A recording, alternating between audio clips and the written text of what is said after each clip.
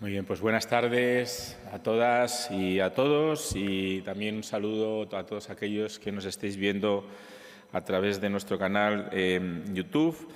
Llegamos al panel número 8 de este seminario doctoral del Premio Europeo Carlos V sobre el Foro Europeo de la Discapacidad, bajo el tema Unidos en la diversidad, el impacto de la Unión Europea en la vida de las personas con discapacidad. Este panel será presidido por Rosa María Martínez de Codes. No voy a extenderme en la presentación porque ya lo hice en el panel que presidió ayer, pero bueno, mencionaré para aquellos que no hayáis visto online las presentaciones anteriores, que ella es catedrática de Historia de América de la Universidad Complutense de Madrid y vicepresidenta de la International Religious Liberty Association en España, además de miembro del jurado de las becas del Foro Europeo de la Discapacidad. Rosa, te doy la palabra para que puedas presentar a Sergio Sánchez París, nuestro próximo interviniente.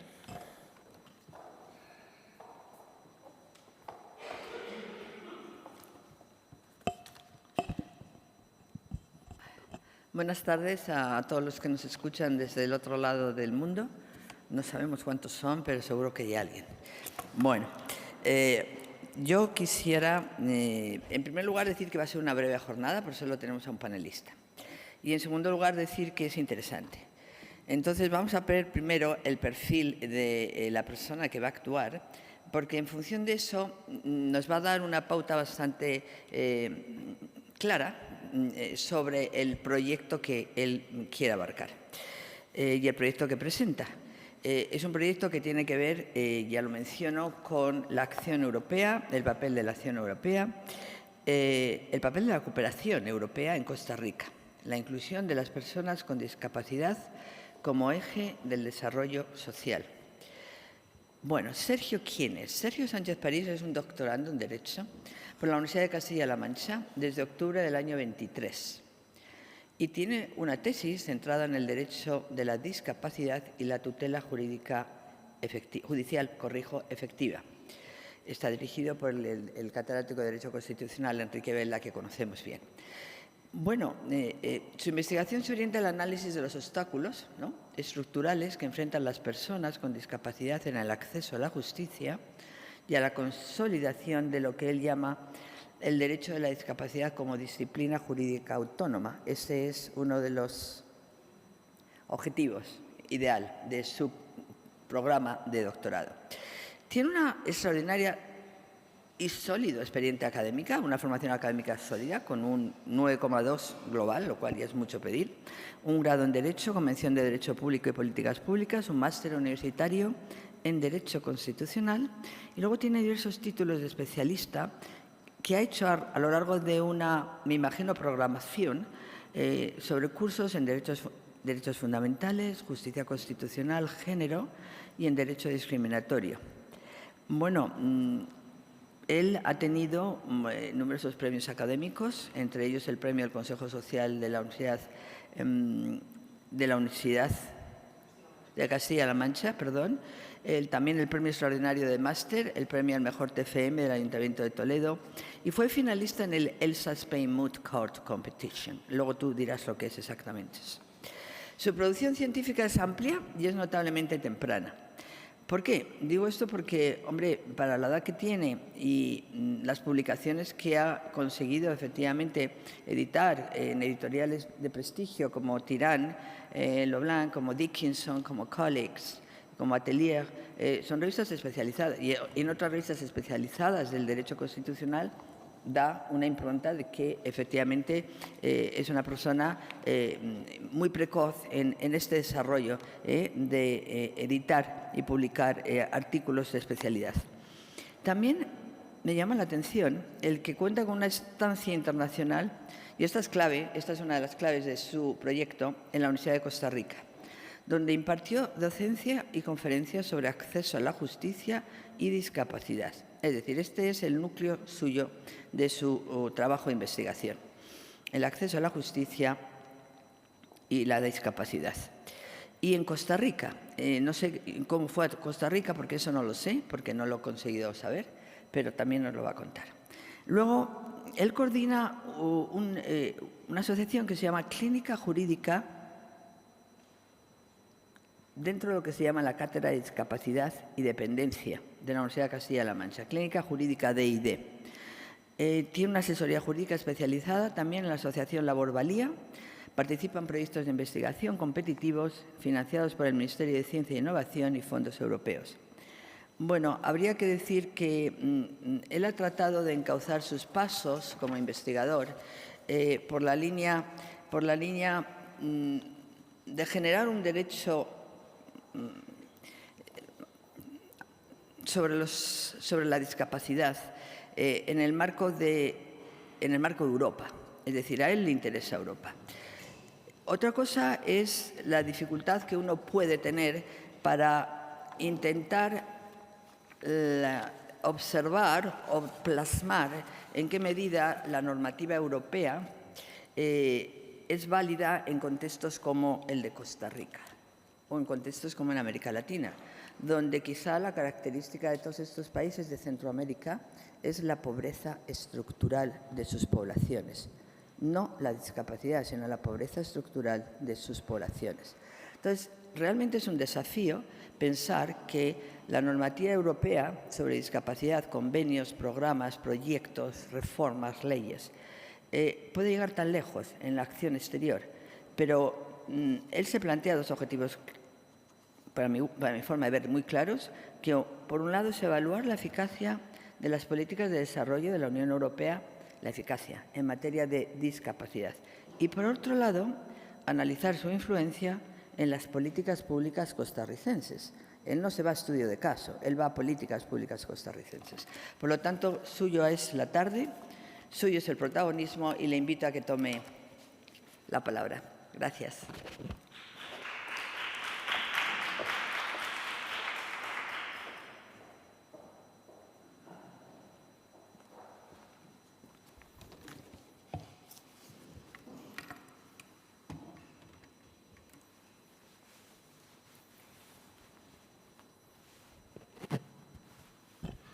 Muy buenas tardes. En primer lugar, como no podría ser de otra forma, dar las gracias a la profesora.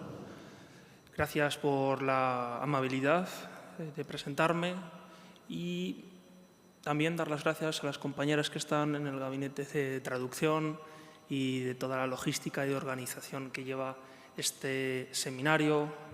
Entonces, con la venia de los señores directores del seminario y del señor secretario, a continuación voy a tomar la palabra y voy a abordar un tema que es verdad que puede ser muy particular dentro de la idiosincrasia que existe en el ámbito de la discapacidad.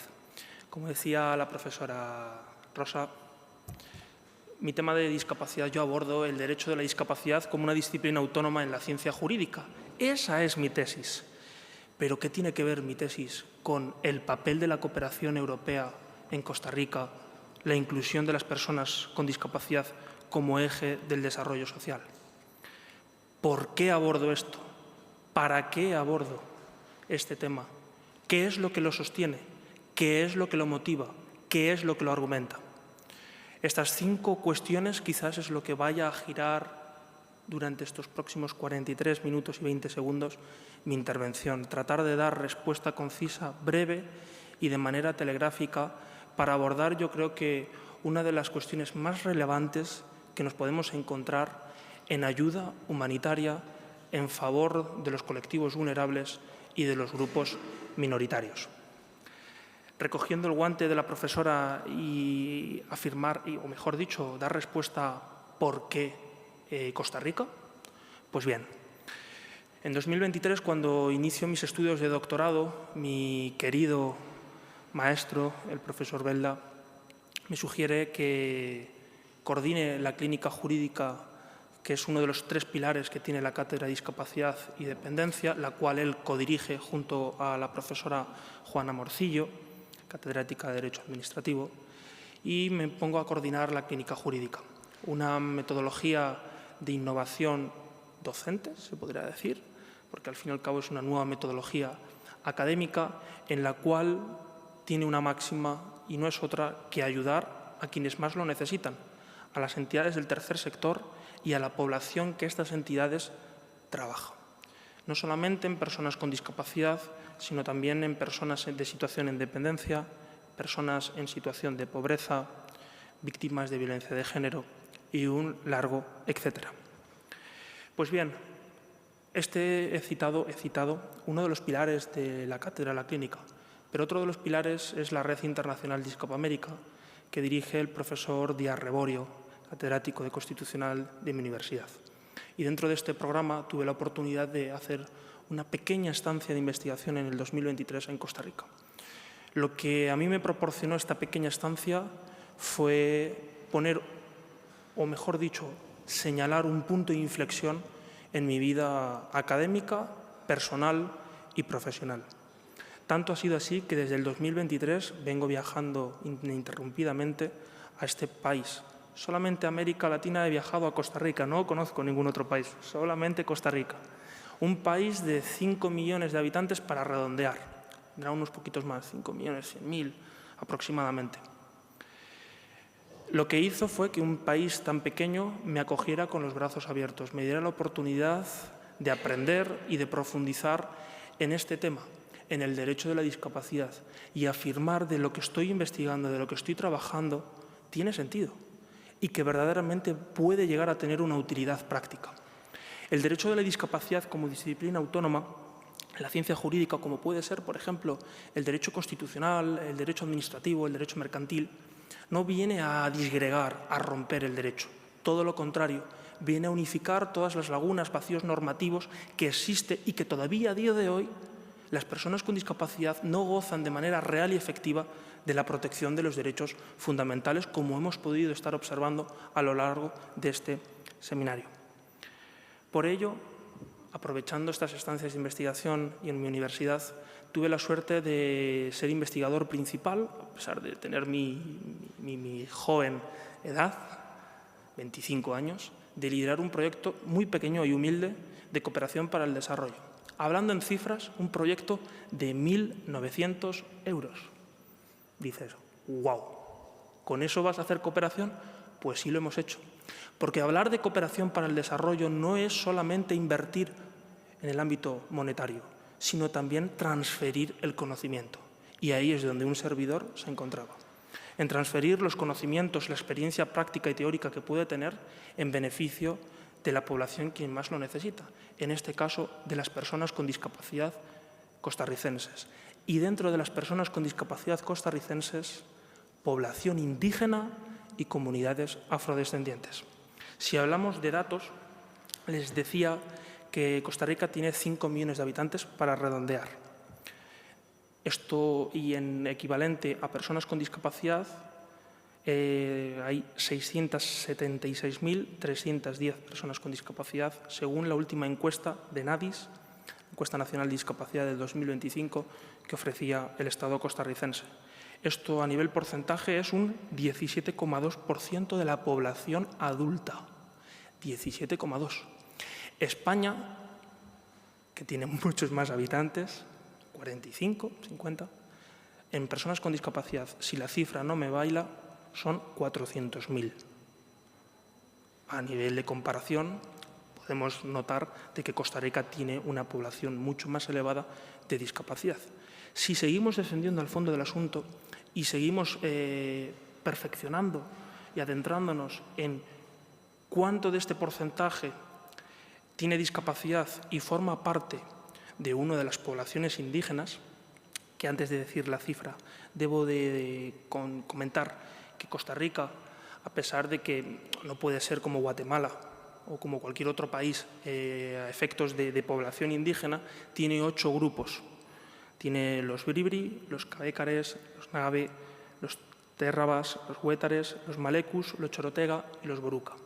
Yo he tenido el privilegio de conocer a 2 de estos 8 poblaciones, a los Bribri, en Talamanca, y a los Cabécares, en Siquirres.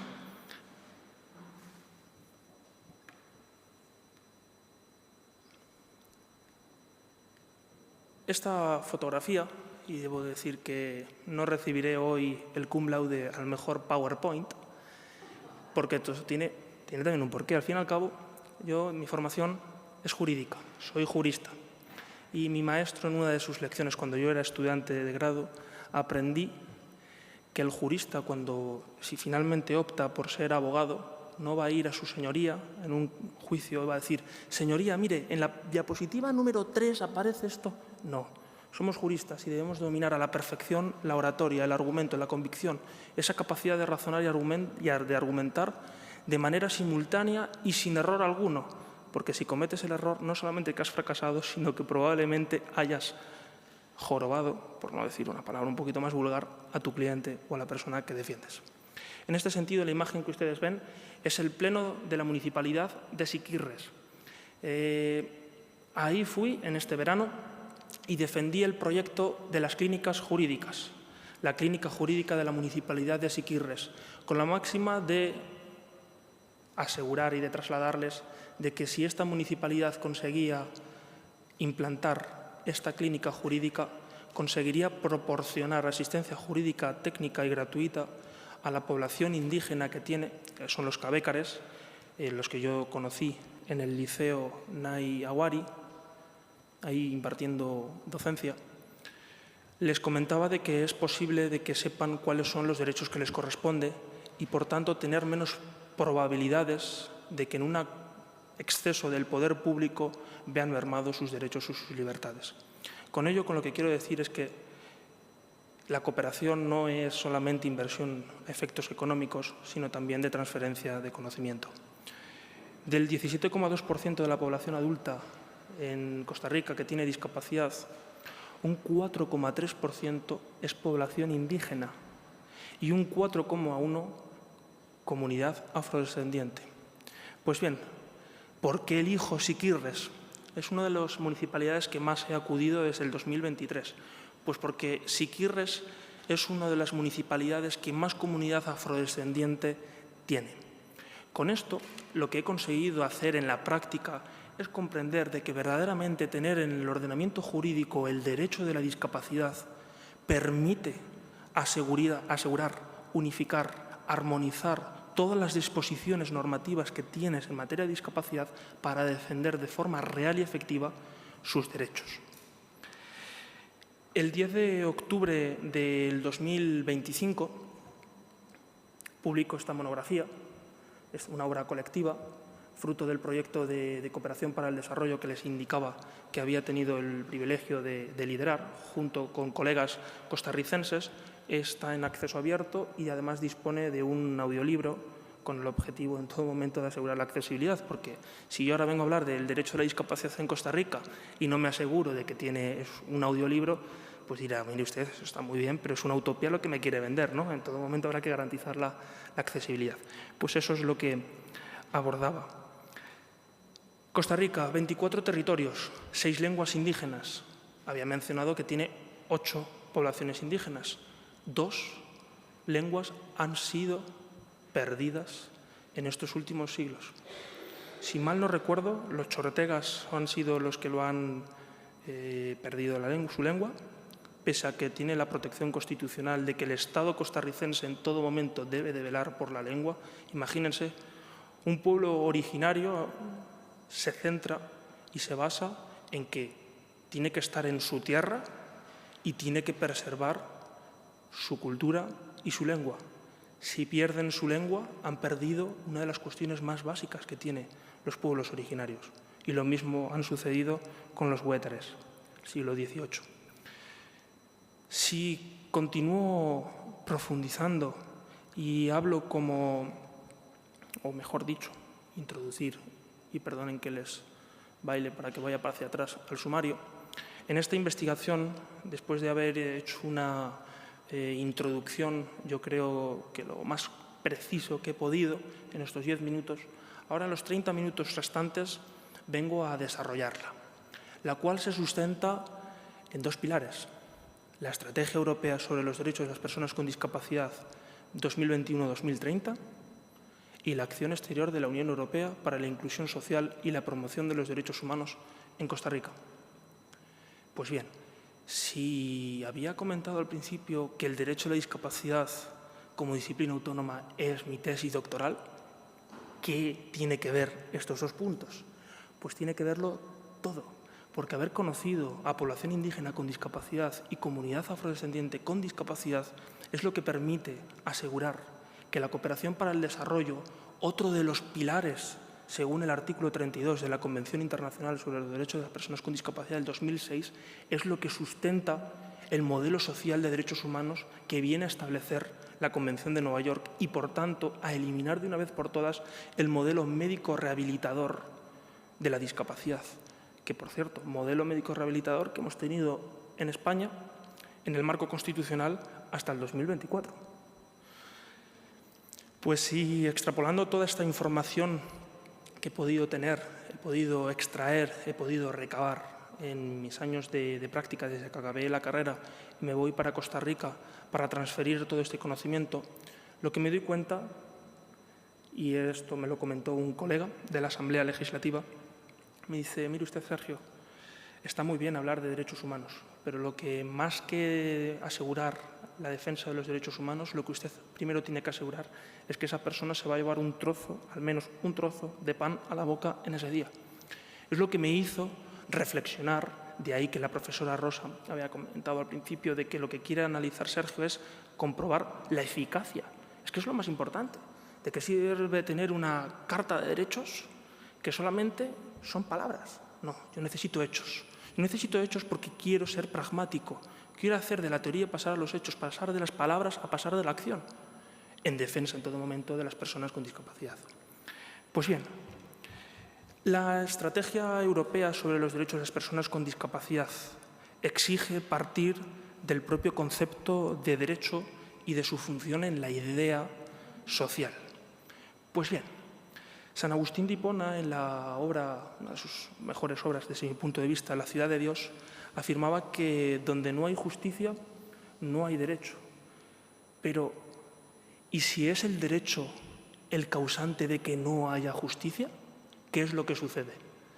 Pues bien, sucede lo que hemos estado viviendo hasta el año pasado en España.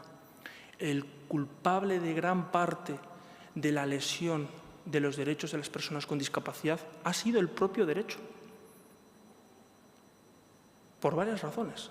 Ayer las compañeras que abordaban el tema de los derechos sexuales y reproductivos han sido los que comentaban de que había una ley, había una serie de hechos que permitían que se esterilizara de manera forzosa y no consentida a mujeres y hombres con discapacidad por el mero hecho de tener discapacidad. Hay normativa que hasta el 2021 hemos tenido vigentes, las incapacitaciones judiciales, incapacitar a una persona por tener discapacidad. Y puedo seguir así sucesivamente y nos podremos dar cuenta de que, en efecto, el derecho no ha sido el mayor aliado en el ámbito de la discapacidad. Yo no lo digo, lo dice la propia historia de la humanidad. Desde el modelo de la presidencia, el modelo médico-rehabilitador y ahora el modelo social de los derechos humanos. Es más, si ustedes cogen la Convención y en el primer artículo que ven dicen ¿qué es la discapacidad? No, la discapacidad es una deficiencia. Pero bueno, ojo, es la única crítica a lo mejor que puedo realizar a la Convención, pero vamos a establecer ahora el modelo social de derechos humanos y usted está definiendo a una persona con discapacidad como deficiente. No, las personas con discapacidad son personas. No son pobrecitos, no son ¡ay, qué lástima!, ese acto caritativo. Son personas y como tal merecen las mismas oportunidades, los mismos derechos y el mismo trato que cualquiera de los que estamos aquí presentes. Este enfoque creo que es fundamental para examinar la proyección internacional de la estrategia europea, al basarse en la visión propia de los derechos humanos y, por ende, ir más allá de los límites del Estado. La estrategia aspira a extender sus principios como la igualdad y la accesibilidad a su política exterior y a sus iniciativas de cooperación. Como les decía, la cooperación para el desarrollo no es solamente invertir en dinero, sino también auxiliar, amparar a otros Estados, transferir el conocimiento o incluso prestar maquinaria. Eso también es la cooperación. Dicha estrategia, el propósito central, ¿cuál es? Pues, lógicamente, impulsar y asegurar que el contenido de la Convención de Nueva York de 2006 se cumple. tanto en el marco de la Unión Europea como en cada uno de los Estados miembros de la Unión Europea. La estrategia persigue que todas las personas con discapacidad gocen plenamente de sus derechos fundamentales y libertades públicas, teniendo las mismas oportunidades que los demás. Antes les he citado el propósito y este es el objetivo. Pues bien, desde el año 2021 la Comisión Europea ha ido actualizando un conjunto de herramientas con el propósito, la finalidad de que el enfoque basado en los derechos, que abarcan todos los derechos humanos para la cooperación del desarrollo, sea acabar con cada una de las desigualdades que todavía siguen vigentes en la humanidad. Les citaba el artículo 32 de la Convención de Nueva York.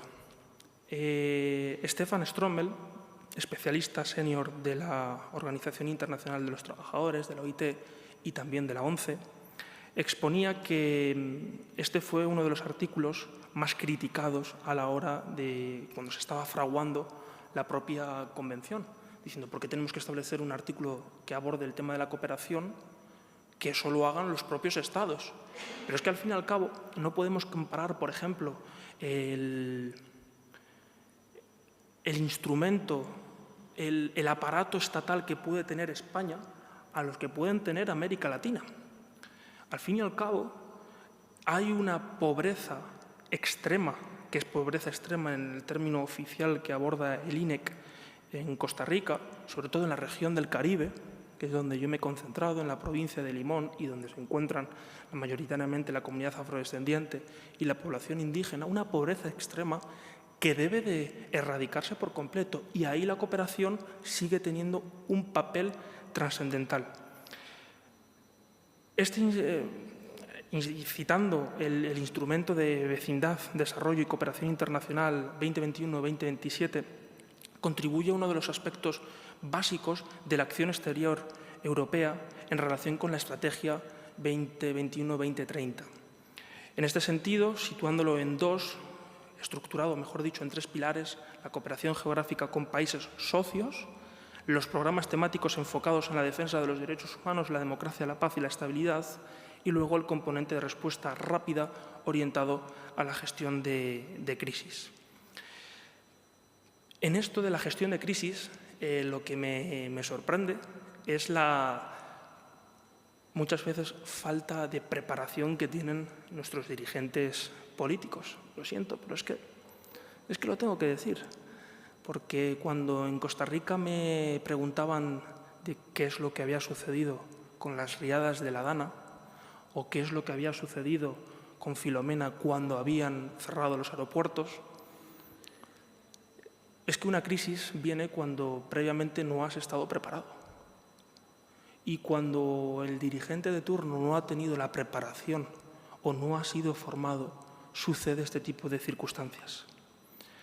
En este orden de ideas, la Convención de Nueva York, que marca un cambio de paradigma en el ámbito del derecho internacional de los derechos humanos, no es porque haya creado nuevos derechos, sino porque fortalece los que ya previamente existían. Estos derechos expresan el reconocimiento de la dignidad humana, sirviendo como base para orientar la acción de los poderes públicos y de la propia comunidad internacional.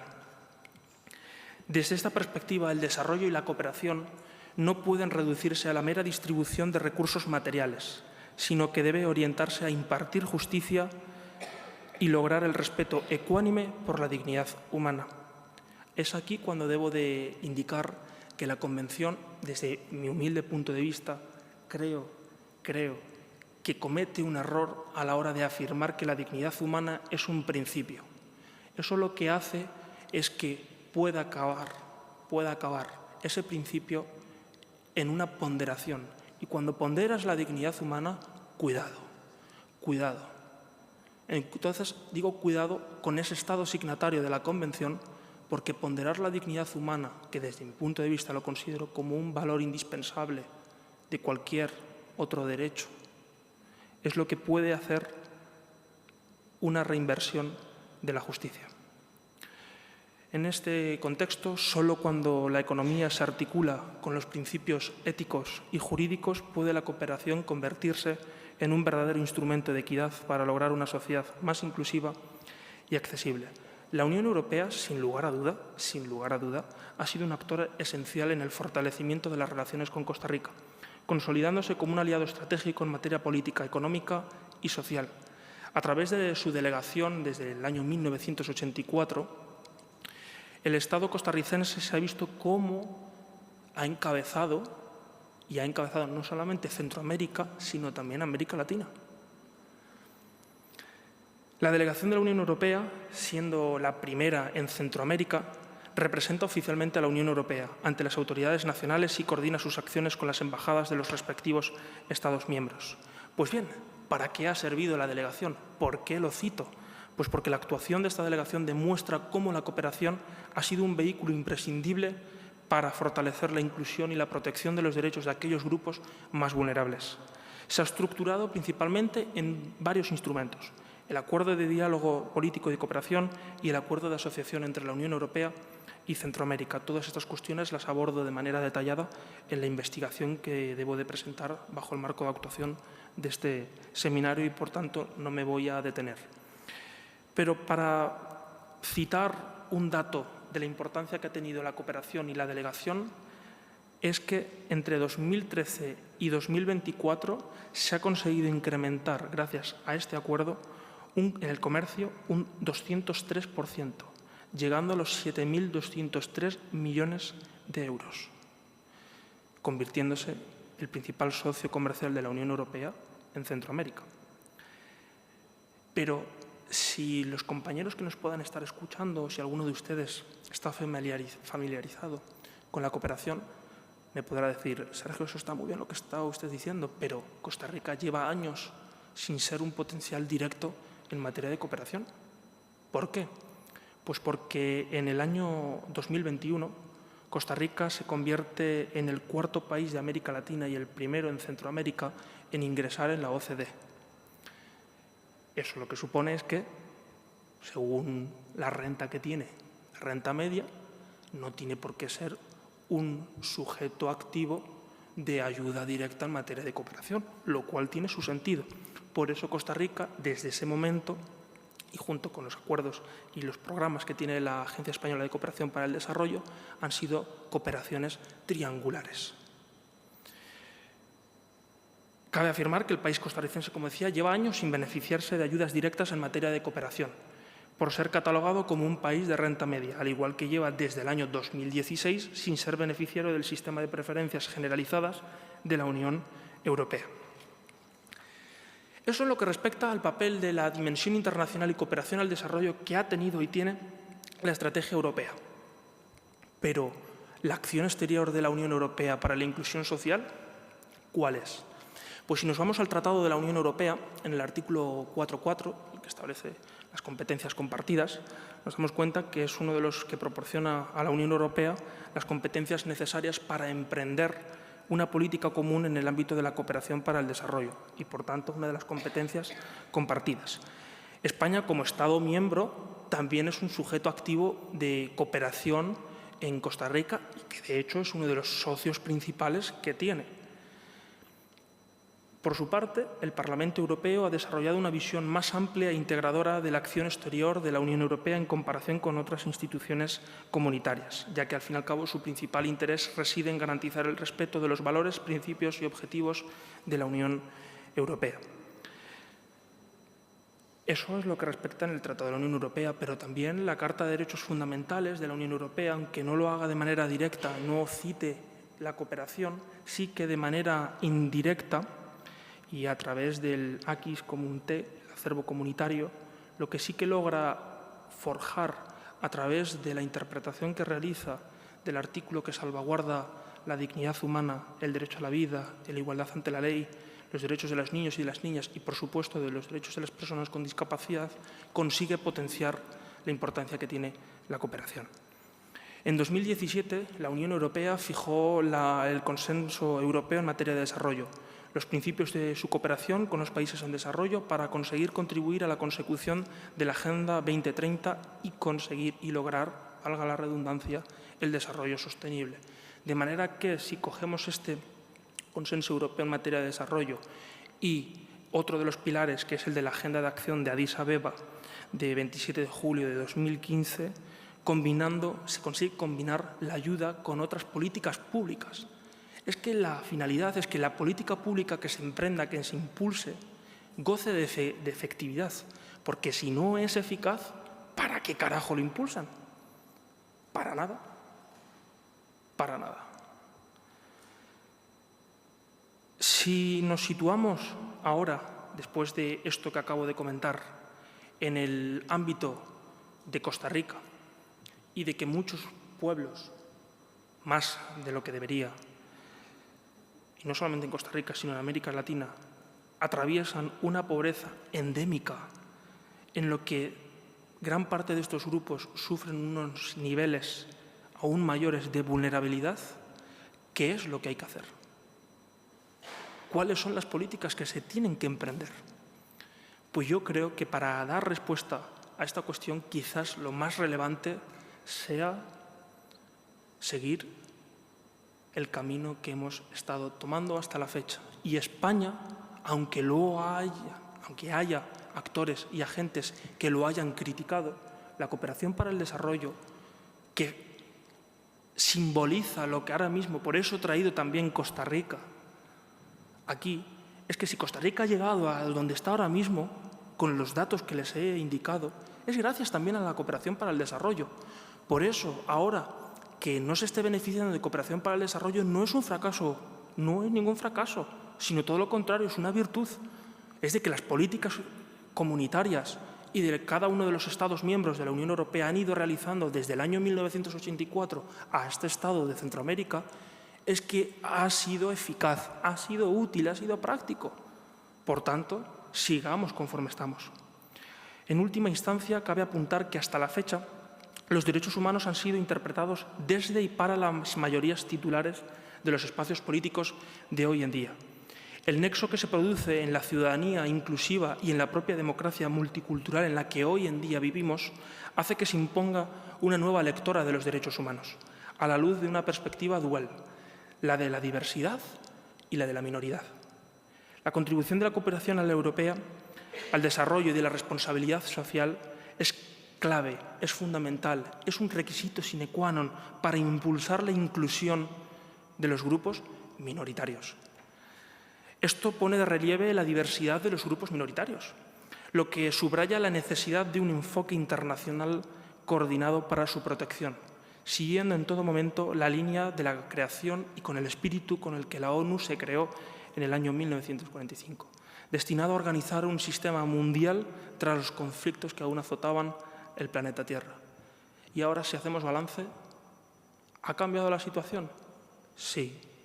Sería una persona que miente, y no soy mentiroso, pero la situación ha cambiado, pero la perspectiva o el enfoque puede seguir siendo el mismo, porque todavía nos encontramos con los conflictos. Probablemente sean diferentes, pero la gente que sigue siendo o vive en una situación de vulnerabilidad, sigue viviéndola. Y conforme van, y ayer lo decía, está muy bien apostar por la digitalización, por supuesto, soy el partidario, pero antes de ello que nos aseguramos antes de realizar la alfabetización digital, que nos aseguremos que cada persona sepa leer y escribir. Lo mismo sucede con ir a buscar agua al Marte, está muy bien, no lo voy a criticar, pero yo creo que prefiero, siendo una persona que utiliza su raciocinio y aplica el sentido común en todo momento, antes de buscar agua en Marte, mejor busquemos agua en el resto del planeta. O al menos que no tengan que desplazarse largos kilómetros para buscar un vaso de agua.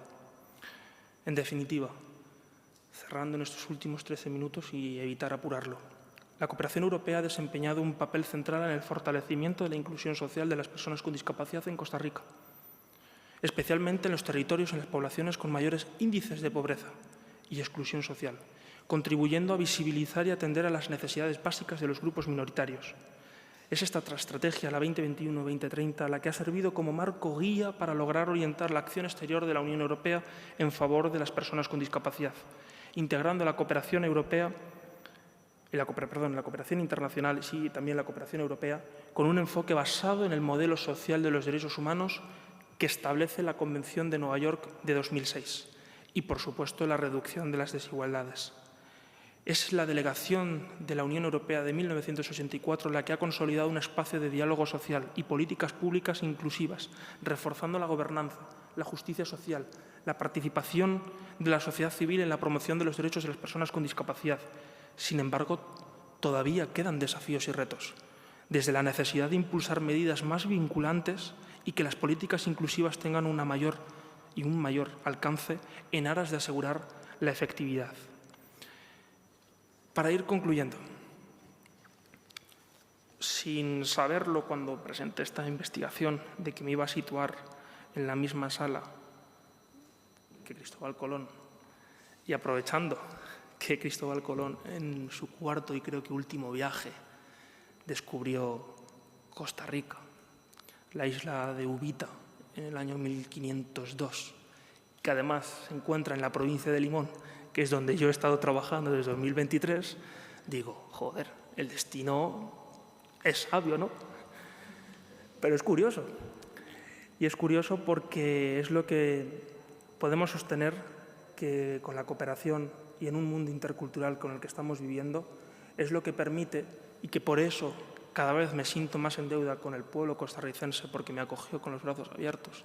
En la última instancia, el presidente de la Sala Constitucional, que fue mi mentor en los últimos meses que estuve allá, me di cuenta que en el ámbito del derecho constitucional comparado con los constitucionalistas que nos encargamos de estudiar la discapacidad, siempre solemos acudir al derecho constitucional europeo comparado, puede ser Portugal, puede ser Grecia, en el ámbito de la discapacidad. Pero es que América Latina lleva desde el año 1949 protegiendo a su manera, digo a su manera porque en el artículo 51 de la Constitución Política trataba porque no era un trato muy digno, porque era la enferma desválida, la persona con discapacidad, pero lleva desde el año 1949 protegiéndolas. Y en 2015, adelantándose a España, reforma su artículo 51 y lo sustituye por persona con discapacidad. Es por ello por lo cual quería aportar mi pequeño granito de arena en la tesis que, como digo, el marco central es defender desde la perspectiva de la teoría, del método, de la propia metodología, que el derecho de discapacidad, estamos ante una nueva disciplina en la ciencia jurídica. Este es uno de sus pequeñas patas o pilares de la mesa que lo sustenta. La cooperación para el desarrollo, la Unión Europea, la protección de los grupos minoritarios, la protección desde la perspectiva del derecho constitucional comparado en este ámbito en Costa Rica es lo que lo ha permitido establecer y dar la vuelta, ahora sí, al derecho como límite al poder. Sin más dilación y poniendo punto y final a mi intervención, es el momento de ustedes. Les presto y les cedo estos 9 minutos para que procedan a criticarme en masa, siempre y cuando respeten el orden constitucional. Muchas gracias y quedo a la entera disposición de ustedes.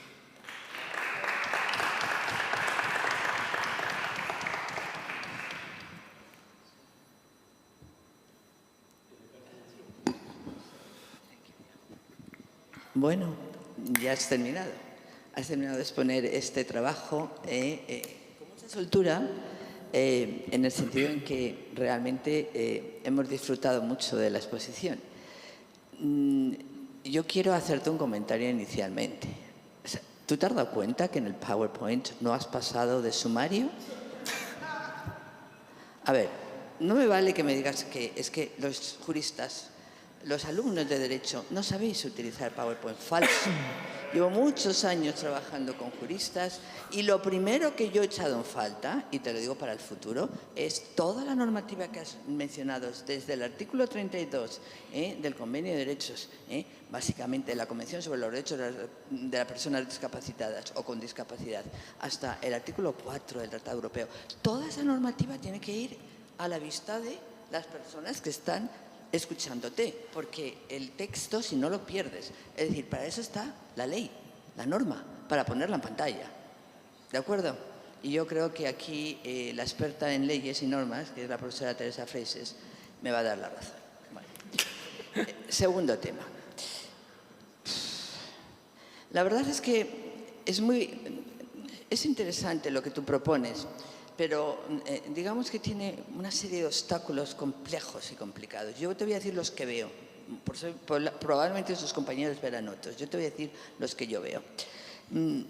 A mí me gusta mucho tu enfoque normativo jurídico que está alineado con el modelo social de la discapacidad y con el paradigma de los derechos humanos. Es decir, tú ahí juegas efectivamente en esos tres ámbitos para darle vuelo al derecho de discapacidad, generar un futuro derecho de discapacidad. Bien.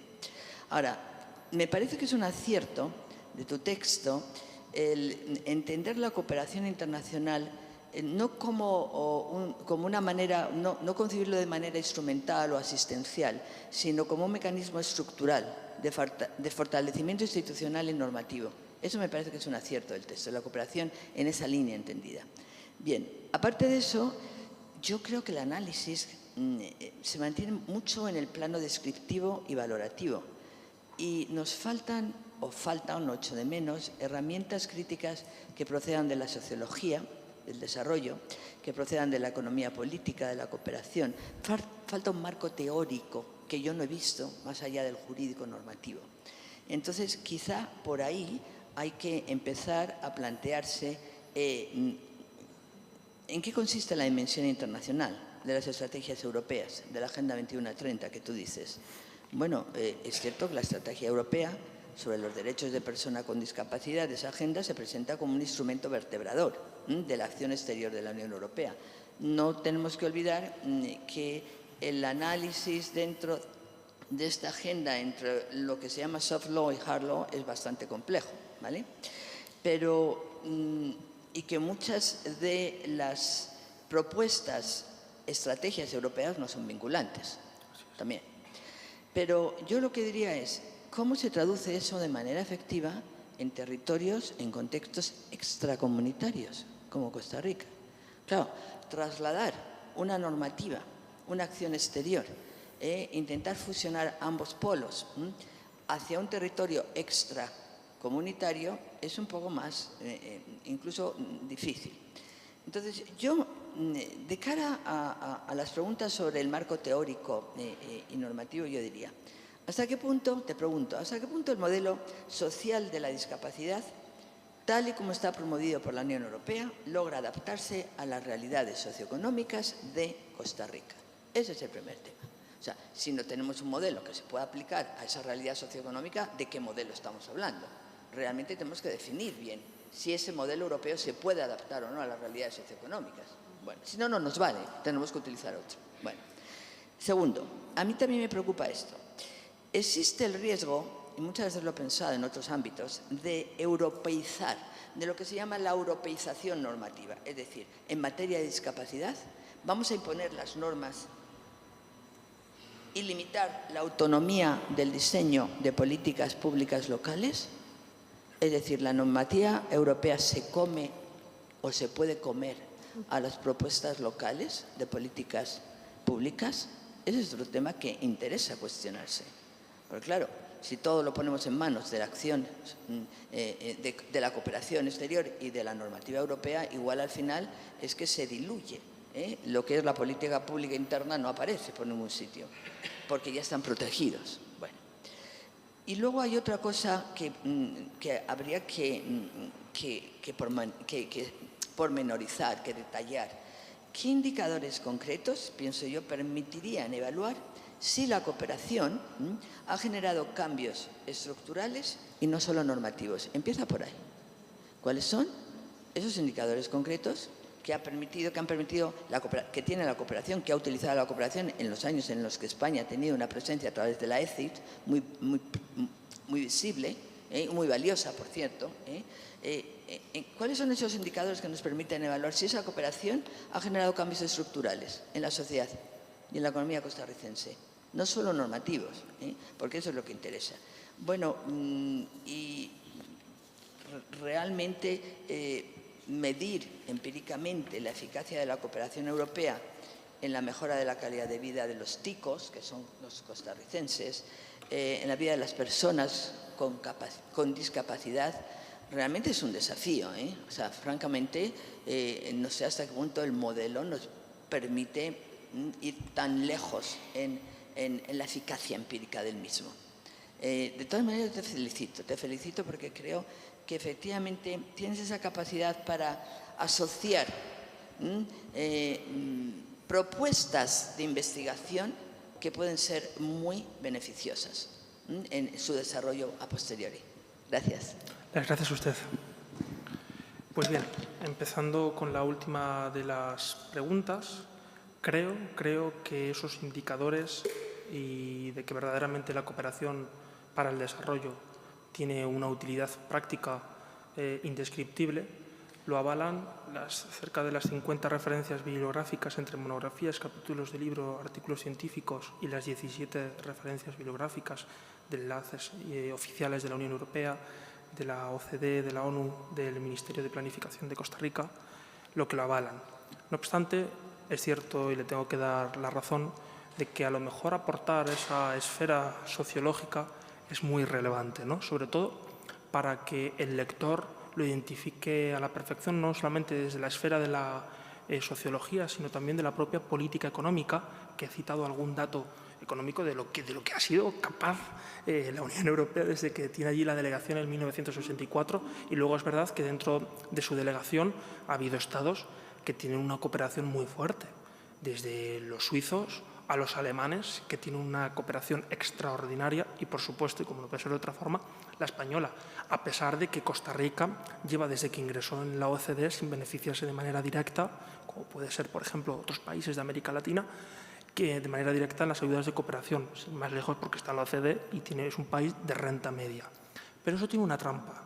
Tiene una trampa porque lo que no puede ser es que yo, desde el año 24 al 25 que he viajado a Costa Rica, haya visto más pobreza en las calles. O haya visto cómo ha ido mermando determinadas políticas públicas. Pero esto quizás se puede asemejar e incluso se puede comparar al comportamiento político que se tiene en la sociedad actual, ¿no? Si el político de turno, el concejal, que va a impulsar, digo concejal, o el regidor en el ámbito de América Latina, si lo tiene así establecido en esa municipalidad, si va a abordar el tema de la accesibilidad y no sabe ni siquiera qué es la accesibilidad, pues apañado vamos, ¿no? Pues eso es lo que yo vi y identifiqué en la última de las estancias. No es un país accesible porque no tiene aceras, por ejemplo. Una persona ciega, una persona con movilidad reducida, o una persona mayor, o una persona joven que se ha roto los ligamentos, como ponía el ejemplo anterior, jugando al fútbol, no puede desplazarse correctamente porque no hay aceras. Ni tan siquiera hay pasos de cebra, pero esto yo creo que pasa en gran parte, por decir, toda América Latina, ¿no? Es un mal de América Latina. Entonces, quizás este sea uno de los pequeños puntos. La propia Sala Constitucional, cuando estaba en estos meses, cuando estuve haciendo la estancia y hablando con el presidente magistrado, me felicitaba por atraerles a ellos que incluso sus propias resoluciones fueran accesibles. Y esto felicito a la Sala Constitucional porque no sé cuántos recursos de amparo tienen al año, 30.000, 40.000, y los resolvían a la perfección. Nosotros nos quejamos de que tenemos 6.000 y pico, ¿no? España. Y no voy a entrar en la justicia constitucional porque mejor no entrar en justicia constitucional.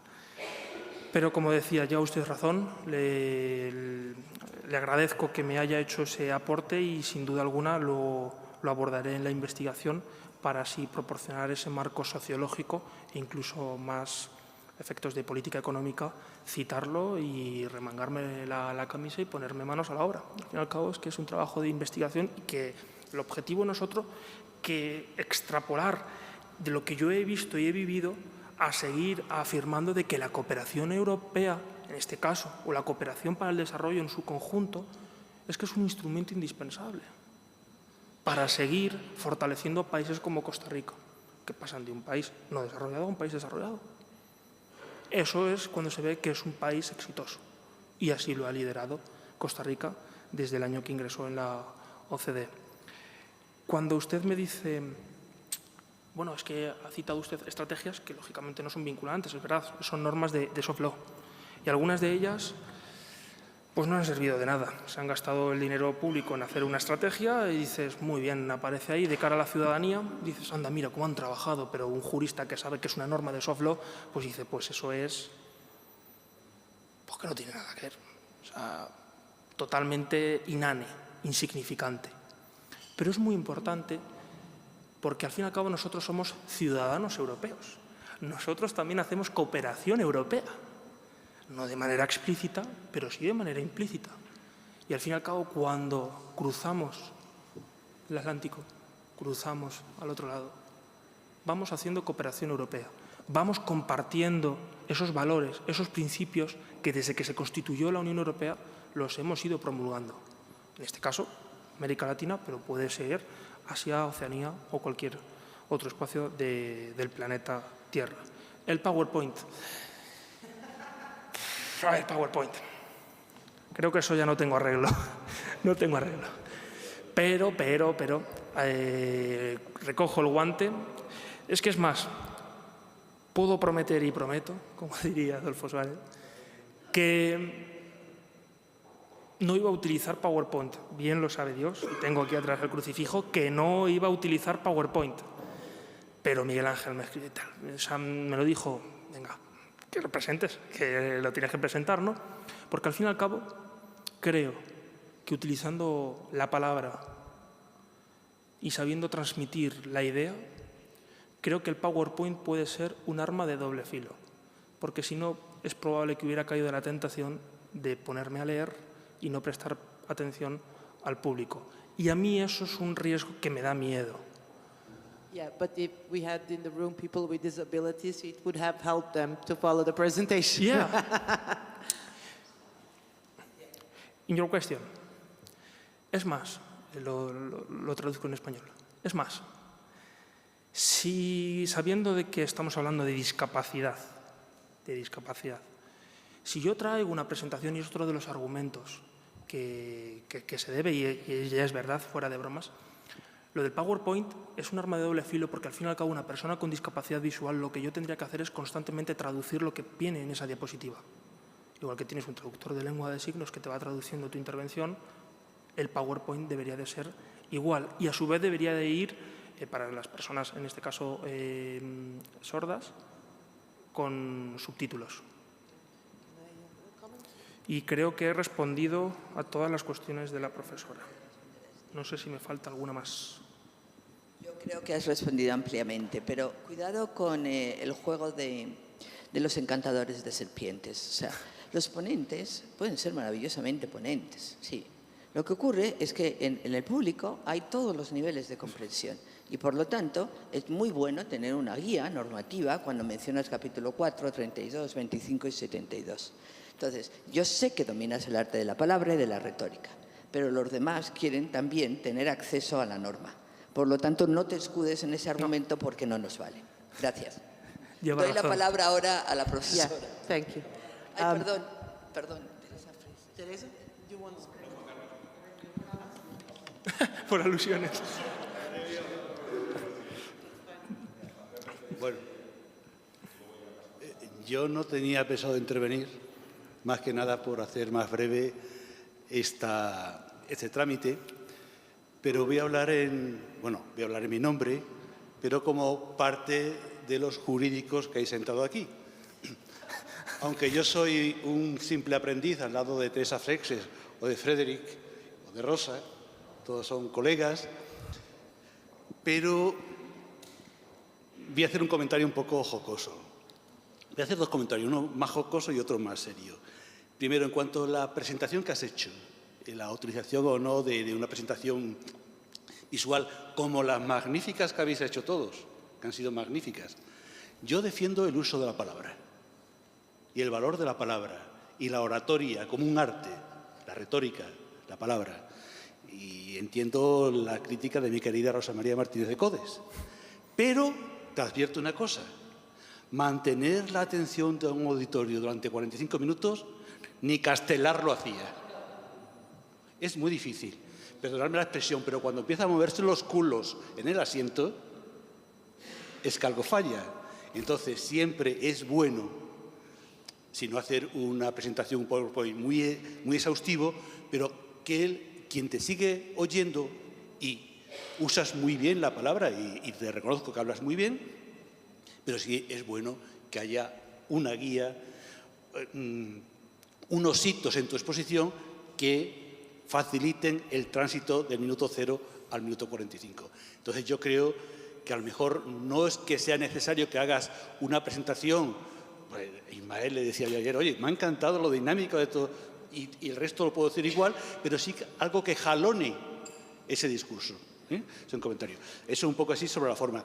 Y después, muy brevemente sobre el fondo, me hubiera gustado detenerme más en un comentario que has hecho, que entra en el campo de la filosofía del derecho, es sobre si el derecho es justo con la discapacidad o no. Vamos a ver. El derecho es una herramienta. ¿El derecho está siendo justo con la discapacidad? Creo que el derecho, como ciencia jurídica, está cada vez siendo más justo, porque está evolucionando en favor de una plena inclusión. De todas formas, no olvide la máxima jurídica de summa ius, summa iuria. Es decir, el máximo derecho es la máxima injusticia. Está evolucionando cada vez mejor. Lo que no va al compás es la aplicación del derecho. Vamos a distinguir la ciencia jurídica de la aplicación de la ciencia jurídica. Una va bien, la otra va bastante retrasada. Creo que España tiene ahora mismo como en torno a un 10% de desempleo en niveles globales y el desempleo en personas con discapacidad ronda el 30%. Por muchas leyes que hagas, esa brecha no se salta. Nada más. Muchas gracias. Ana. Yeah, I had a conceptual and theoretical Tengo un comentario y una observación teórica. En relación con lo que estaba diciendo Rosa, el concepto que estaba mencionando Rosa de la europeización. Y lo que quiero decir tiene que ver con esto y también con cómo la Unión Europea como tal está utilizando este discurso de valores compartidos, establecimiento de normas, etc. Creo que en tu presentación no está muy claro este tema, porque tomas los cimientos jurídicos, el Tratado de la Unión Europea, la elaboración de los derechos que conectan esto con los discursos que se están proyectando a un tercer país. Siempre tenemos que tener en cuenta que cuando la Unión Europea hace leyes para los 27 Estados miembros y utilizan estas leyes, esta definición de valores, de normas, de agendas políticas en el foro internacional. Cuando hablas de la Estrategia Europea para los Derechos de las Personas con Discapacidad, estás hablando de la manera estratégica en la que la Unión Europea está operacionalizando acuerdos y visiones para el futuro, pero esto se convierte en una herramienta diplomática no vinculante, es decir, soft tool, con otros países. Entonces, en cuanto a cómo la Unión Europea opera con estas estrategias en terceros países, eso ahí no está claro. Entonces, estás diciendo que la Unión Europea tiene estos ideales, estos valores que no son europeos, son universales, pero la manera en la que la Unión Europea operacionaliza esto a través de las estrategias se transfiere a Costa Rica. ¿Cómo? A través del desarrollo, a través de la cooperación con los ministerios de los asuntos exteriores, que va a través del Parlamento Europeo, o cómo, o es a través de la ayuda exterior que da la Unión Europea a ciertos proyectos o iniciativas, o estás hablando del establecimiento de nuevas normas en un país extranjero. No sé si estoy explicándome bien, la verdad, lo siento. De una manera muy tradicional y muy colonialista, igual estamos imponiendo nuestros valores a otros pueblos, o estamos filtrando la manera en la que otra gente está trabajando con este concepto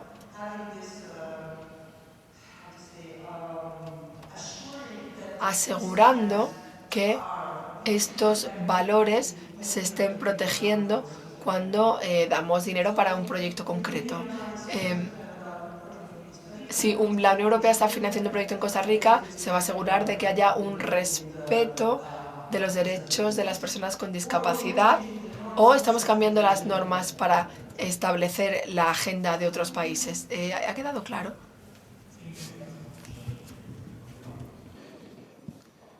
Es cierto, en ningún momento, porque si no sería romper incluso hasta la propia máxima de la Constitución de la Unión Europea, no la Constitución que no tiene, sino la Constitución a la hora de crearse, ¿no?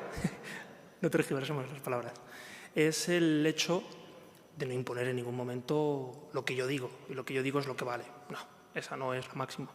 Pero sí que gracias a la estrategia, a pesar de que es una norma de soft law, que eso todo el mundo lo sabe, no deja de ser un instrumento que se aprueba, que se impulsa para dar cumplimiento a la Convención.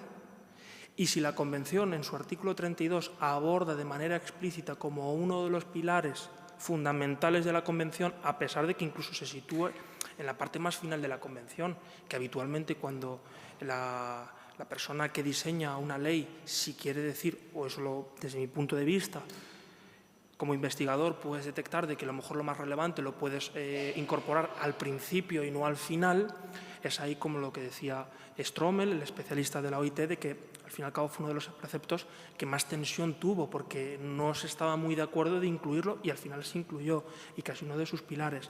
Pues la propia estrategia lo afirma de esta forma y se complementa junto con el instrumento de vecindad que había citado, que uno de esos tres pilares, uno de esos tres ejes que tiene la Unión al respecto es la cooperación geográfica con países socios, entre ellos los que se encuentra Costa Rica, como puede ser el África subsahariana, Asia, el Pacífico y demás, cualquiera de los países, ¿no?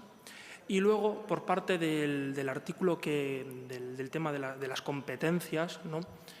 Citaba el artículo 4 del Tratado de la Unión Europea, que es el de competencias compartidas, no es una competencia exclusiva ni del Estado miembro ni de la propia Unión Europea, ¿no? Entonces es un poco de arrimar, con perdón de la expresión, el hombro, tanto la propia Unión Europea como los Estados, para hacer efectivo esa materia de cooperación. Es verdad que uno de los ejes principales que todavía sigue teniendo la cooperación es erradicar la pobreza, y es cierto, porque ya los citaba. Imagínense una persona que vive en una situación de pobreza, además tiene discapacidad y forma parte de uno de los 8 grupos, uno de los 8 pueblos indígenas que citaba al principio, forma parte de la comunidad afrodescendiente. Al fin y al cabo, su situación de vulnerabilidad se eleva y se expone al cubo. En este sentido, yo creo que es verdad que el marco que se dispone es sólido, en ningún momento se impone, sino que es todo lo contrario, que desde las posibilidades que tienen los Estados, y ya indicaba de que hay Estados mucho más potentes en materia de cooperación, como pueden ser Alemania, Suiza y España en su justa medida, ¿no?, que tiene con la Agencia Española de Cooperación, pues ha conseguido, pues en este caso, de que la cooperación ha sido un éxito y que son las cuestiones que abordaré en la investigación de manera detallada. Muchas gracias. Creo que la profesora Teresa Freixes tenía la palabra. Sí, gracias. Bien, no, es muy interesante lo que plantea en su trabajo, pero por alusiones le diré que yo sí utilizo, no normalmente, pero en ocasiones el PowerPoint, que le llamamos PowerPoint, pero que ahora ya es una cosa muchísimo más sofisticada, ¿eh? No es simplemente un PowerPoint. ¿Y por qué? Pues porque lo que desde luego no hay que hacer es leer la ficha del PowerPoint, pero sí que el que está abajo escuchando sabe que el que está hablando está siguiendo ese guión, ¿no?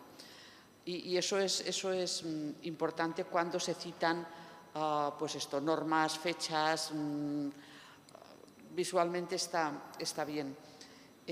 Además, puede ser muy útil también para después incorporarlo al producto escrito, al producto publicado, porque con el tratamiento de textos no va a hacer gráficas, no va a hacer figuras, no va a hacer tablas, es decir, va a necesitar otro instrumento.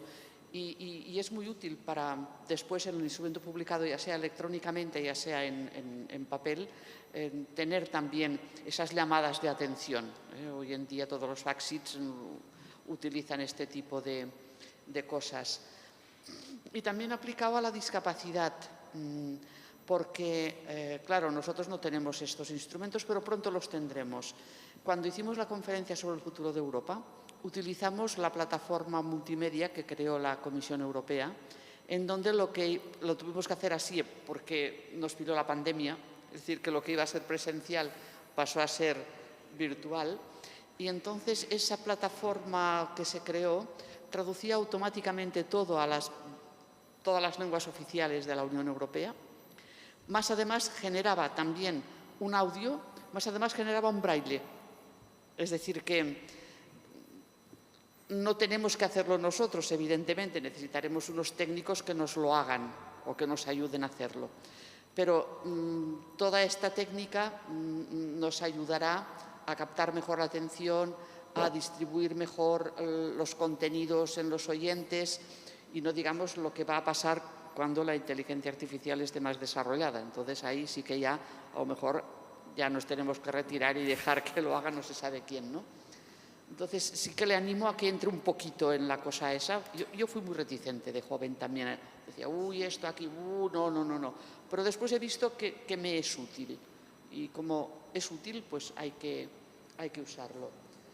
Respecto del contenido, me gustaría que estructurara más a nivel cuantitativo y cualitativo los indicadores respecto a cuáles son aquellas medidas o aquellas políticas que se pueden, en donde el derecho de la Unión Europea puede ser útil para un país como Costa Rica, porque es que, claro, no es lo mismo pensar en un país como Costa Rica que en otro país, por ejemplo, como Perú. No tiene nada que ver. Entonces, si usted va a trabajar sobre Costa Rica, pues decir exactamente, pues este indicador me sirve por esto y por esto, este otro por esto y por esto. Y bueno, y nada más, sí, era esto lo que le quería decir. Que siga adelante con este trabajo porque es muy interesante y además está un poco en el foco de los valores de la Unión Europea, el lanzar toda esta serie de iniciativas, sobre todo pues con este tipo de políticas de que los valores de la Unión ahora ya han de estar también en la política exterior de la Unión Europea, porque antes, como no había política exterior, ahora no es que la haya mucho, pero algo hay, y entonces el valor que puede venir con la solidaridad, la igualdad, la cooperación, etcétera, es muy importante. Perfecto, muchísimas gracias. Y anotado lo del PowerPoint que va a misa mayor, sin duda alguna. Lo aseguro. Creo que el PowerPoint te va a perseguir. Sí. Porque además, al igual que tú, soy jurista y profesor, y te confirmo o te informo que en muchas defensas de tesis se pide presentación de PowerPoint, con lo cual es un soporte. Y he asistido a sentencias en tribunales en que había pantalla para servir también de soporte, porque cuando tienes muchos temas, muchos puntos de derecho a discutir, pues es de un soporte importante. Pero dicho esto, pues enhorabuena por el acercamiento o un análisis finalmente es un análisis de la influencia de que puede tener la Unión Europea, un grupo o una entidad geopolítica específica a nivel mundial y que tendría un impacto sobre cualquier ámbito, y es el que nos interesa, la discapacidad, pero mañana puede ser sobre, no quiero ofender, me estás mirando con... No, pero puede ser la introducción de unos bienes o servicios o lo que sea en Costa Rica. Yo veo el tema más bien como un poco lo que has comentado con el in and out, pues de la capacidad por parte de la Unión Europea a pues marcar un territorio con sus valores. Pero la cuestión es eso. ¿En qué interesa la Unión Europea a meterse con el tema de la discapacidad en Costa Rica, con la cooperación. Soft power, bien. ¿Cuál es en realidad? Pero vamos más allá de la discapacidad, pero es que has abordado un tema de geopolítica, pues de relación internacional, es lo primero. Cuando yo pregunto a los estudiantes, ¿por qué ayudamos a los pobres en vía de desarrollo? ¿Por altruismo? ¿O porque somos hermanos? ¿O más bien porque hay un interés?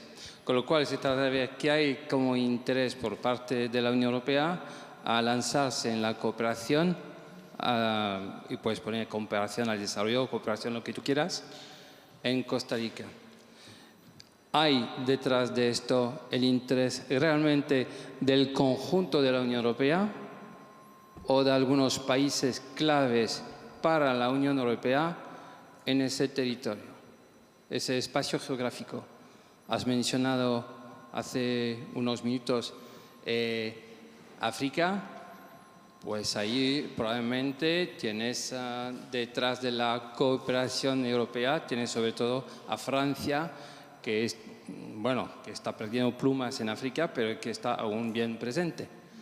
En Asia, la cooperación europea en Asia, en ese ámbito, no sé si es tan potente, porque hay otros países que tienen un pasado colonial, un pasado muy estrecho con esos países. Con lo cual, no estoy discutiendo, replanteando la cuestión del interés de ver esa cooperación europea en Costa Rica, pero hay que entender que, bueno, pues vamos con los valores europeos, pero hay que ver qué hay detrás realmente a nivel geopolítico de esa cooperación. Y te digo, hoy es discapacidad y para la misma cooperación mañana es algo económico, algo educativo, algo de seguridad, lo que sea. Muchas gracias, profesor, y con su permiso le respondo.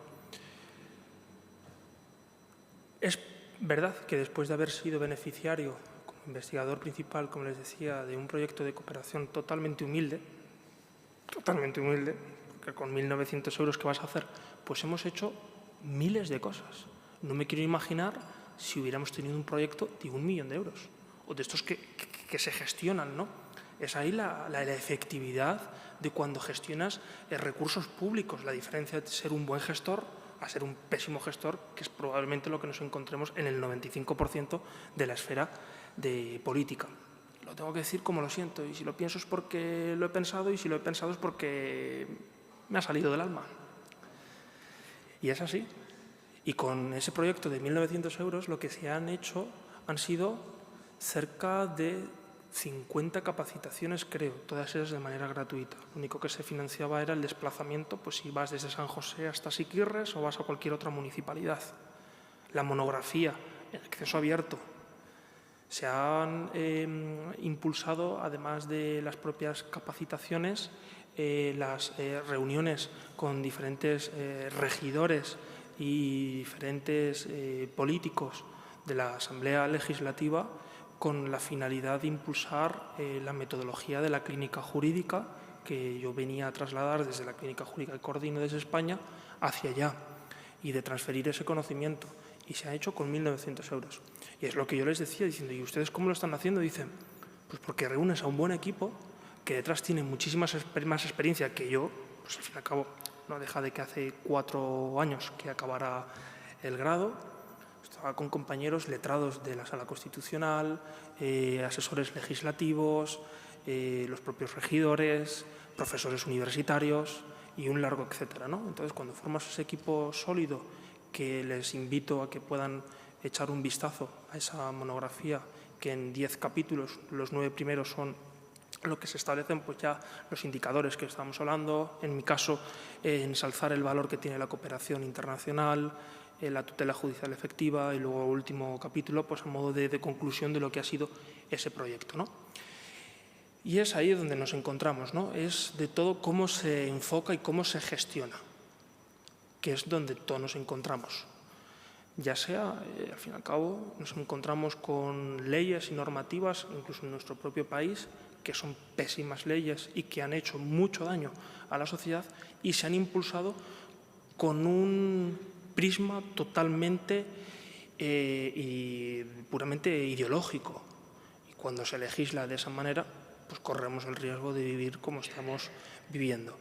Y ahora nos encontramos pues sin presupuestos generales, que eso puede suponer y que supone un grave perjuicio, a mi modo de entender, pues en política social, y que todavía nos encontramos que ya se aprobó desde hace más de un año la reforma del artículo 49 de la Constitución y todavía no se han impulsado normativa tan imprescindible como la que se debe de tramitar ahora mismo y que está en procesos de ello, discapacidad y dependencia. Pero lo mismo va a ser ensalzar una vez más el papel que tiene el tercer sector y que así lo aborda el propio artículo 49 o la protección que merece de manera explícita las mujeres y menores de edad con discapacidad, ¿no? Pero nos volvemos otra vez al mismo tema, nos vemos al punto de partida, todo va parte del gestor público, las políticas públicas. No sé si alguien más tendrá alguna cuestión. Sí, compañeros. Yo quisiera bueno, hacer una, pues invitarte un poco como a la reflexión en torno a aspectos que ya han mencionado los profesores en torno a cuáles son esas, digamos, verdaderas intenciones que persigue la cooperación internacional para el desarrollo, con todas las críticas viniendo de un país como del que provengo, donde pues la cooperación ha estado en muchos territorios durante mucho tiempo, ¿cierto? Y al final, digamos también como interventora social, te lo digo, la pregunta que queda en el fondo es, ¿qué pasó con esos territorios? ¿Cuáles fueron las capacidades instaladas en, digamos, el léxico de las organizaciones internacionales? ¿Qué quedó en el territorio para que ellos logren gestionarse a sí mismos? En tanto, pues efectivamente, en muchos casos y en muchos países pobres, lo que sucede con el ingreso de la cooperación internacional es que termina cumpliendo funciones que debería cumplir el Estado. ¿Listo? Entonces, en ese sentido, pensaría yo que sería interesante que, ya que tú tienes un estudio de caso al que te has acercado, pudieses tomar justamente un caso en concreto. Yo lo vería así, un caso en concreto que te permita tal vez identificar cuál es la teoría de cambio, ¿cierto?, con la que llegó esa agencia de cooperación.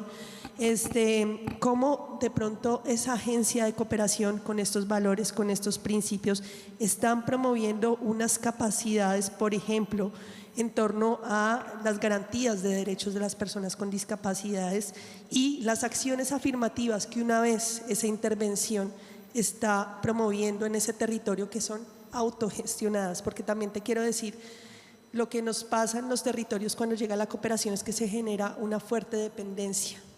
Y esa dependencia impide justamente que se desarrollen esas capacidades. Nos sucedió a comienzo de este año, Colombia, un país muy dependiente de la cooperación internacional norteamericana.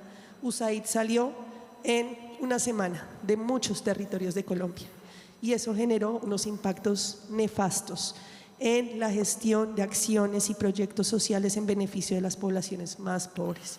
Entonces, te quisiera invitar a esa reflexión y pues también como que tú lo consideres a partir de tu criterio y tu propia experiencia, por supuesto, muy respetuosamente. Muchas gracias, compañera.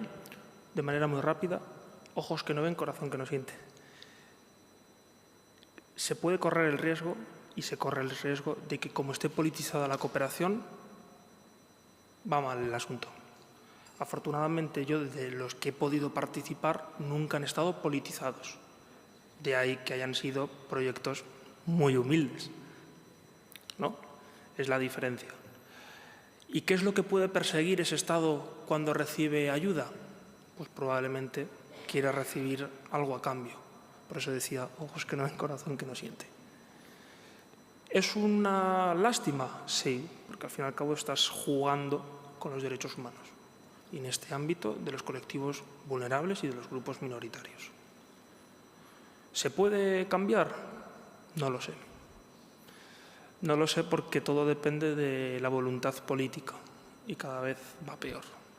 Va peor porque es un sistema que se acaba retroalimentándose entre sí. Y a esa gente pues, que suele estar ahí, pues le mola estar ahí. Es lo que puedo decir.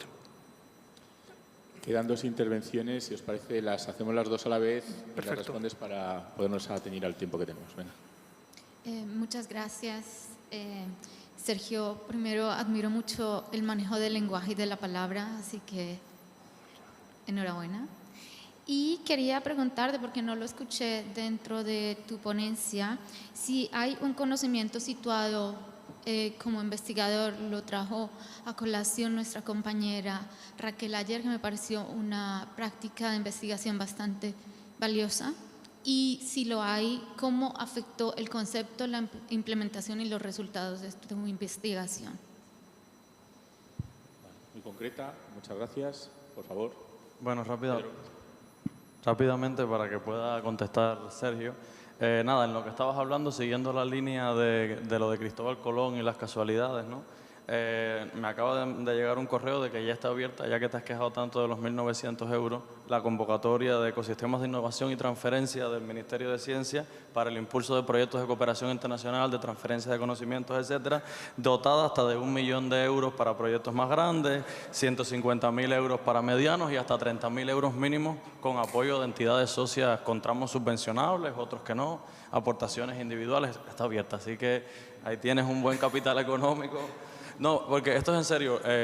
Al menos en la Universidad de Valladolid, la mayor parte de esto es de CUT, ¿no? De Cooperación Universitaria al Desarrollo. Sí, eso ha sido gracias a un La proyecto mayoría de estos proyectos no tienen al final participantes por este mismo tema. O sea, que el esfuerzo que ha hecho Sergio, a pesar de no tener PowerPoint, es una cosa increíble.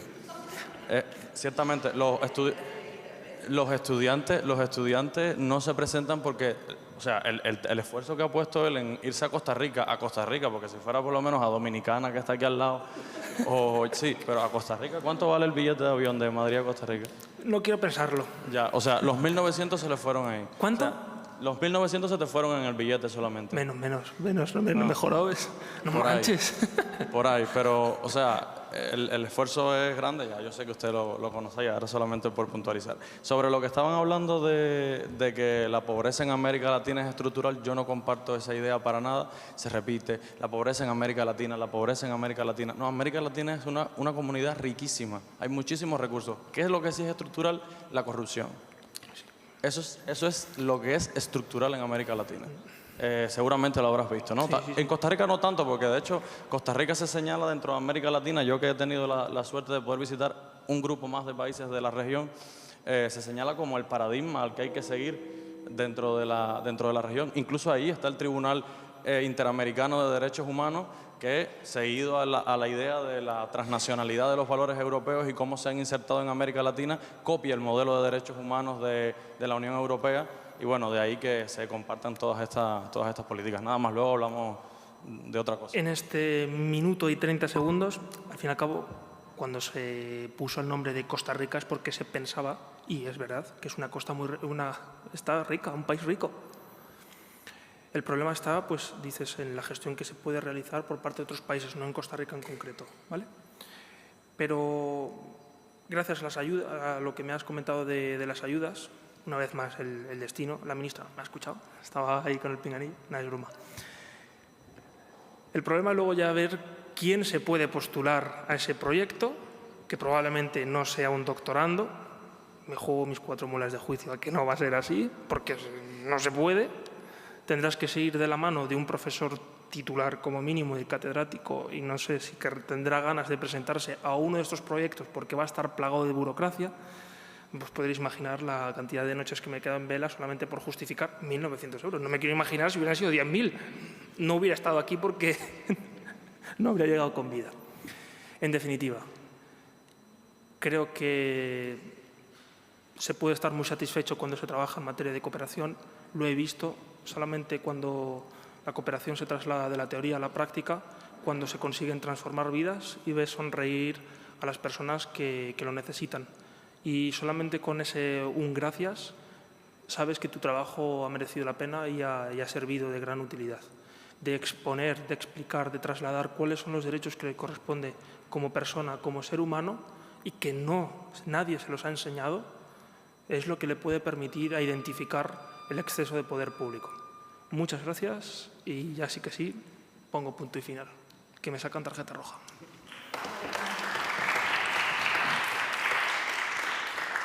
Muchísimas gracias, Sergio.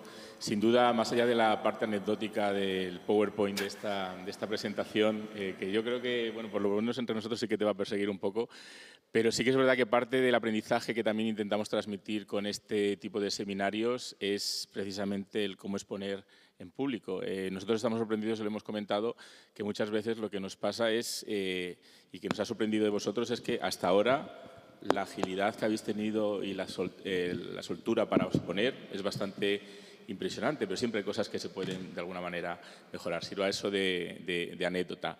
Para cerrar, tenemos un pequeño vídeo que de la jornada, resumen de la jornada, y con eso podremos irnos a hacernos unas compras rápidas para estar aquí de vuelta a las 6. Así que no tenemos mucho tiempo, pero bueno, la tienda está aquí al lado.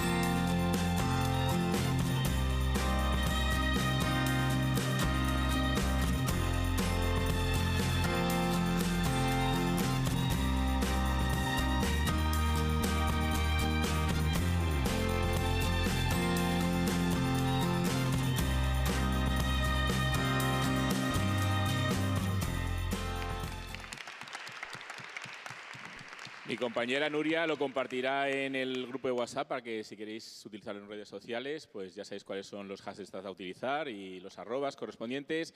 Mañana es el último día, el grupo que salimos de vuelta al aeropuerto. Yo recomiendo, empezamos a las 9:30, con lo cual tenemos un poquito más de margen. Os recomiendo ya veniros con la maleta y así podemos salir directamente desde aquí, porque el autobús nos recogerá en la zona de la plaza donde nos dejó el otro día, ¿vale? Y ya para dudas, venís a mí de manera individual, pero simplemente... Y para la visita os abrigáis, porque vamos a estar en parte también exterior, aunque sea dentro del monasterio, y van a bajar las temperaturas. A las 6, sí, no tenemos mucho tiempo. Quedamos en recepción. Carlos, ¿quedamos en recepción o...? En recepción a las 6.